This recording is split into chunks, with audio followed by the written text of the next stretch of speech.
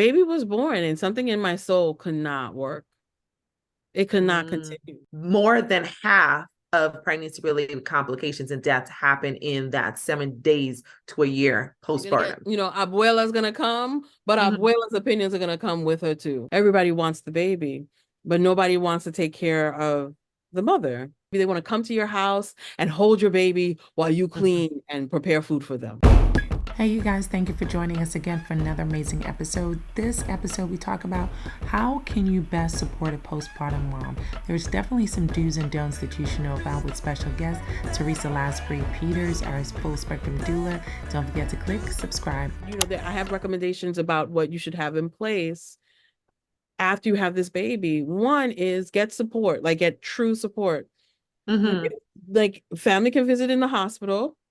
But in the house, if you're not coming to clean my house or serve me food, you cannot come those first couple of months.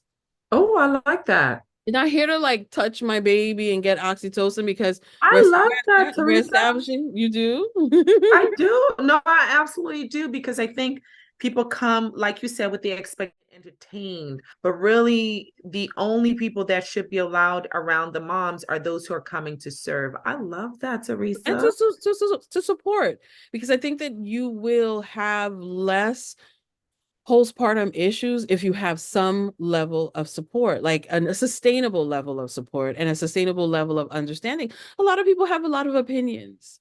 They want to drink up the deliciousness of your baby. They want to tell you that you're not doing things right, or they want to tell you that you need to do it like their version, because they also, when you disavow, like when you don't do what they did, then it's like you're condemning how they raised you or how they raised your partner or how they raised your cousin or how, and it's like very personal for them. When in reality, if you're just there to like support and love and affirm, then then you are the kind of person that should be around a person who just had a baby. So if you're not here to cook, if you're not here to come and hug on me, love on me, help me out, hold this baby so I can take a shower, let me take a nap, hold this baby after I fed the baby, and just hold the baby for an hour and a half so I can sleep. True sleep without being jostled or rustled around. Like just so mental health, yes, there are a lot of mental health challenges. There's what what is happening in the world.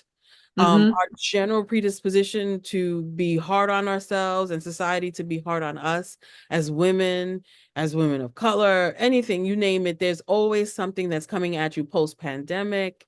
So how do you counter these things? You accept that they will happen. You accept that postpartum is forever. There's, I think, Portia Chanel of Ancient Song Doula Services. I know that she didn't coin it, but she says it all the time. Postpartum is forever.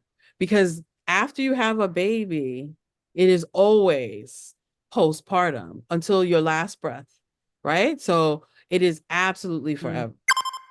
And so what do you do? So true. Get support, Yeah. And sometimes, to your point, women of color have limited support, right? Because our community in general is lacking access, lacking funding, lacking support on many levels. And in this particular survey, a lot of moms reported that they have had to either leave their jobs, or about 58% reported that they were the primary person that's taking care of not just of the baby, but the household in general. Were you surprised at the level of responsibility, or did you have that shift or had to take care of the household in general in addition to being the primary nurturer? I was extremely spoiled because I'm in the house that my husband grew up in. So my mother-in-law was here cooking. And it's so funny, how like some people be like, I make the best this, I make the, and we're supposed to be like jostling and challenging. No, I'm just here like, I am here to eat all your food. I do not care about my food. I can cook, but who cares? I want to eat your food. Right. Good. I'm going to eat your food. Oh, You want to own this kitchen? I want to eat the Go food out right of the ahead. kitchen. All Like right, let me tie your apron. not it is not my portion. It is not, no, my thing is to be fed and nurtured. And I was the primary, like I was the food for the baby, the primary caregiver for the baby, and my husband was very helpful in doing things around and really being supportive, especially with first baby. I always had this habit. It's funny when we talk about sleep, is that I'm not somebody who sleeps anyway, right? So people were like, "Oh, was your sleep disrupted?" Not really, because my babies would sleep. They would sleep on their father. They're fine, and I'd be up in the middle of the night trying to clean the house. That was my main vice, right? Mm, I would be up mm. with first baby, cleaning and sorting and doing all this stuff and getting everything in order and being exhausted during the day. And the baby does not like, "Oh, you didn't sleep last night? Let me be." The baby's Right, like, right. Let me give you a break in the daytime. no, the baby's Baby's like, like, "What's no, up?" we're It's about to like, rock "Wake and up." roll this Like, day. yeah, baby's like, "We don't care." So with the second baby, that kind of fell apart. Like Okay. everything shambles. Like I couldn't maintain that secret nightlife of cleaning, dishes, everything in the night, organizing stuff, sorting. I just couldn't. I didn't have it in me. And I'm still dealing with that. And my daughter like just turned 5, and I'm still dealing with the disconnect between who I know myself as a homekeeper to be and the home that I'm now living in. And I think that it's like impeccable and like perfect and polished and just everything, and look at all that, and for me, that was a part of my identity. Well, cooking is not a part of my Mhm, identity. I cook well, but I don't have to be the main person. But keeping a home and really organizing it, that was part of my identity, you know? mm, Or at mhm. least my friend says, no, your identity was always like really getting in there and doing this crazy job, intense work, like these intense phases of doing stuff, sport, like I was never necessarily consistent. Like I wasn't Martha Stewart, but I'd look at my house and be like, this has to be all redone. And then, bing, bing, and then everything's great. And children, no, you can't stay up all night. You can't mess around with non-essential activities. um Mhm, you just cannot. And I found with myself as well, I had an idea before the baby that I was going to continue working. And my previous work, I was mhm. a matchmaker and dating and relationship coach, and I thought I would be able Right. to continue, right? I work from home, I choose my own hours, I choose my clients. And baby was born, and something in my soul could not work. It could not Mm, continue. And that impacted our family, right? Because that impacts finances and yeah, and yeah, like, yeah. and my husband, who was going to work and coming home and assisting, didn't quite understand it, right? Because that was the Mhm, agreement, mhm, and here I am going back on an agreement. So we had to work our way through that, mhm, and then after mhm, second child, through that, and then at some point, in the last maybe 3-4 years, I've been working intensely again. Like, and as a doula, extremely intensely. I could be away at a birth for 3 days. And so mhm, that is so different from my life as solely focused on the children and their play dates and their social lives and delivering them from here to there and doing all that other stuff, which I do to a certain extent now, but it's not as intentional. Like, listen, I'm going to get you to school. I'm going to get you to your activities, but a play date, that might don't make it. We might not get that this season. So mhm, whereas before I would schedule play dates with every classmate during the breaks, mhm. you know? Interesting. I Yeah, so just having a child just lets you know, if you're gracious with yourself, in Don Miguel Ruiz, so the 4 agreements are: be impeccable with your word, um, don't make assumptions, always do your best, and don't take things personal. So for me, what is my best for where I am right now? And Mhm, so with the children, once you accept what am I capable of right now with what I have in front of me, I'm on, a cumulative 3.5 hours of sleep. I shouldn't be driving. Or I'm, mm, like these different things. Like what can I do to make this work for me? Mm-hmm. Like so I can see people going, oh, like I'm the primary caregiver. I had to leave my job. That, that is something that we choose to do or we have to do because some of us, we have to pay the amount of money that we earned at that one job just for daycare, you Yeah. know, like, so it's just like, is it really benefiting the family to just work to pay for Right. child?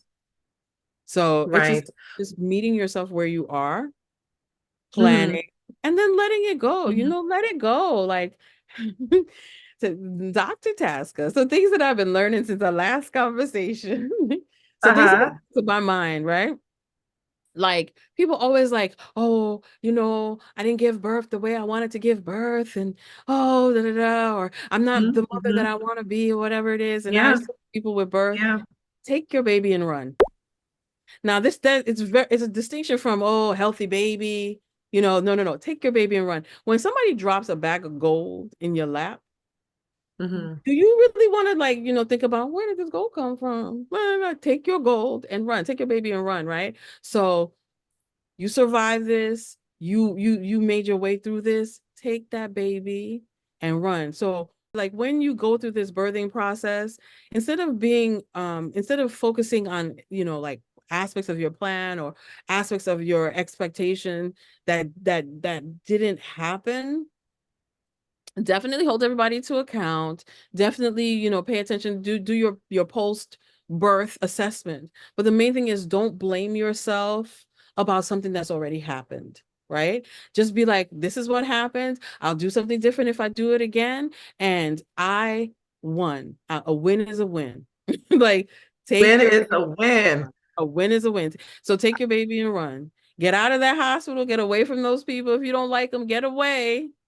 And so then when you get to your home, you know, whichever way you can parent that is nurturing and supportive of not just your baby, of yourself, of your family, of your household, do that. So does that look like, I'm just not gonna, I have a friend of a friend who used to, apparently she used to take a mop with bleach and bleach her ceiling, right? Then she had a baby and a baby said, no, forget that. Like she was that intense in terms of her cleaning and Wow. sanitizing her home. The baby was like, what you Wow. doing that for? Right. I Like, don't need that. I'm here. Like, I don't care Right. about that. Right. So if your house is looking away, it's looking Let's away. go. Mhm. Try and get the help, right? Try and just get, like So people should want. moms consider Hmm? getting a village of helpers? Yes, Perhaps definitely. So hiring people to. one of my IBCLC friends, Patty Guzman, runs a new mom circle up in Rockland at the prenatal center, Montefiore prenatal center, Montefiore Nyack. And she says Mhm. the best help is paid help, right? Like, We need, not everyone because could do it, but if you can, or if you can support someone else to be able to mhm, do it. we do all these baby showers for things that we don't need.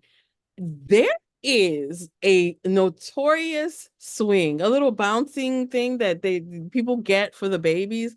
I have never met a baby that liked that. Not a single baby likes it. Not a single baby has ever Clearly, liked no it. moms were And on then the mom, huh? consultation team. What Clearly, happened? no moms were on that consultation team, Or no, or but the like product, or the research and development team. I think the moms were, no babies were on the team. No babies were on the team. Because the thing is like when you look at it, you're like, oh, of course a baby's gonna like this. It's bouncing. It's As great. I, as an adult, would really think that a baby would like it, but a baby as a baby is like, what Baby's y'all like, doing no, I that just for? don't like this. This is not a person. This is not suppression. So I'm in multiple moms groups where people are always trying to give this away, trying to sell it. So if anybody, I'm not going to say the name because I'm not trying to cause a ruckus, Yeah, I but know. if somebody knows the name of, like, knows a baby that likes it, come find me, Nnenna Birth. Okay, Nnenna Email her directly. Theresa at Yes. nnennabirth.com.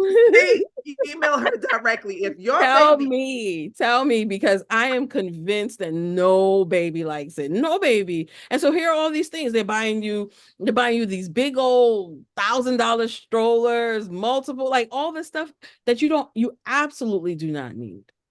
You know, less is more. What they should be doing is pooling their money together so that you can get postpartum concierge services. So you can get somebody to come and clean your house, wash your dishes, or they should be coming to your house and washing your dishes and cleaning your house and then leaving.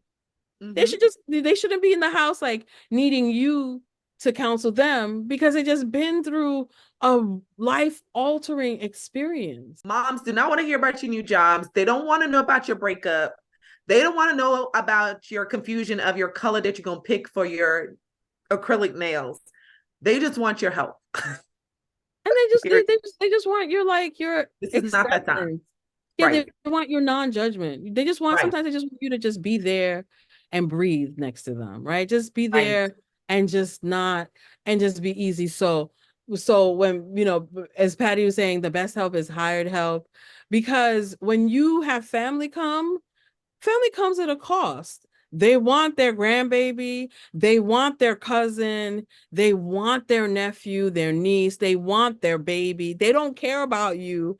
And but it's not because they don't love you, but there's something that gets activated in people around babies that are especially related to them by blood or related to them by circumstance, right? A new baby comes into the family, everybody starts to short circuit and be like, they know what's best for the baby. Yeah. And in a battle with you, that is the person that's actually responsible for the baby. So you're gonna get, you know, abuela's gonna come, but abuela's opinions are gonna come with her too. Yeah. So do you want that? You know, abuela can come, but you know, is she really gonna help you? She is, but you're gonna pay the price for it. So my main thing is pay the people the money and they come. They help, you know, like a postpartum doula will help you create your postpartum plan, will help you set up your nursery, will then help you with those first weeks, with the feeds, with the breastfeeding, you know, like with looking for warning signs. Yes, all the stuff, because all the bad stuff happens most often postpartum, right? People don't talk about how you get preeclampsia postpartum. Yes. Right. And because it's hard to put your mind around a pre and a post, you know. Yes, I know. It's confusing. Every time I tell my patients, it's confusing. But you're right. And all these things are really critical. And it sounds like we really need to do better with postpartum care. I think that's an ongoing theme. I hear everyone saying, the women are saying it, the advocates are saying it, the clinicians are saying it. We all want better services and support and funding to improve our postpartum. And to your point, more than half of pregnancy-related complications and deaths happen in that 7 days to a year postpartum, right?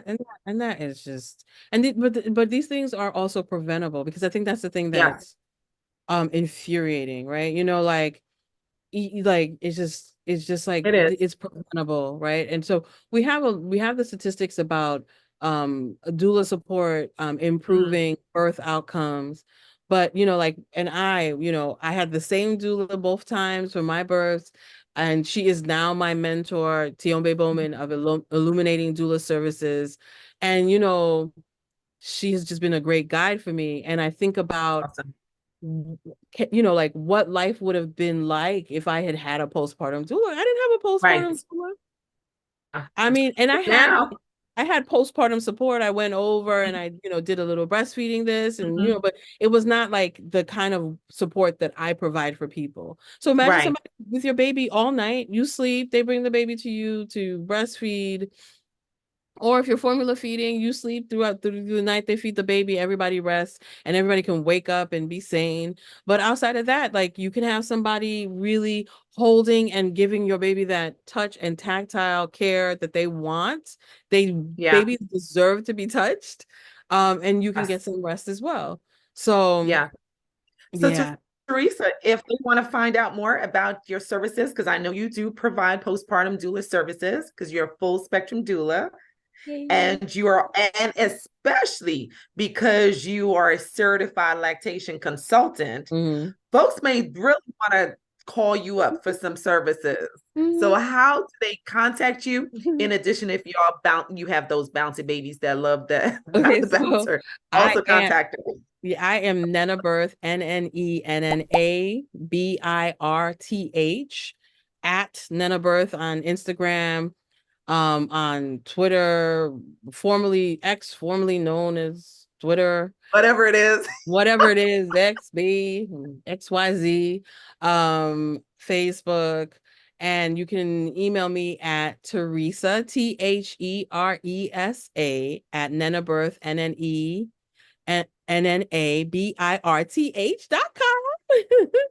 And awesome. www.nnennabirth.com. And if you want to call me, my number's out there too. So hit me up. Hit her up. Especially if you have a baby that likes the bouncer. She wanted to. I don't believe.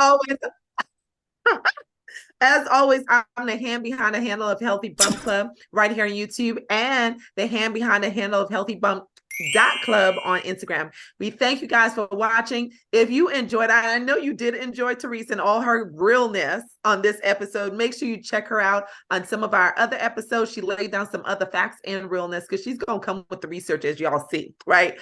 Try to put me in check. I love it. I love it. Always great conversation. Always good to have you on the couch, Theresa. Thank you so much for joining us. And we'll see you guys when? Next episode.